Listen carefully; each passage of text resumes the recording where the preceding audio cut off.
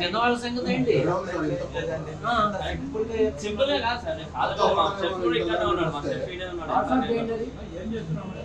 Sir,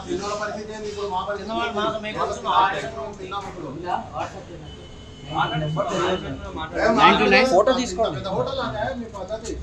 ఏం చూస్తున్నారు మరి?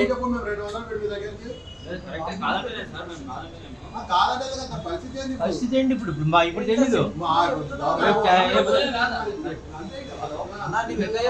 పాలకూర కదా, పాలకూర వచ్చిందేమో అని అంటున్నాను. వచ్చిందంటే వచ్చింది. పరిస్థితి ఏంటి ఇప్పుడు? ఇప్పుడు తెలీదు. పప్పు తిన్నాం, పప్పులో జరి వచ్చింది. పక్కన ఆయన కూర్చున్నాడు, ఆయన జరి వచ్చింది, జరి చూపెట్టాడు. ఆ జరితో అంటే అది కనుక్కుంటే ఏమని అది పాయిజన్ అని తెలిసింది.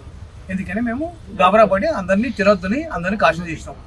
నేను ఒక 70 సంవత్సరాలు 60 సంవత్సరాల నుంచి మనం వస్తున్నాం. రాజమండ్రి మంచిగా ఉంది, భోజనం బాగానే ఉంటుంది. ఇవాళ దొరికింది కానీ ఇప్పటిదాకా మాకేం కంప్లైంట్ రాలేదు. ఇవాళ వచ్చింది దానికి మనం జాగ్రత్త పడుతున్నాం అంతే. హాస్పిటల్కి కానీ ఇంకేమిటంటే ఇన్ని సంవత్సరాలు మేము చిన్నప్పటి నుంచి వస్తున్నాం, తింటున్నాం, ఏం బాగాలేము, అందరూ బాగానే ఉన్నాం. ఇది మీరు చెప్పదలుచుకున్నాం. తాళీలు వచ్చింది.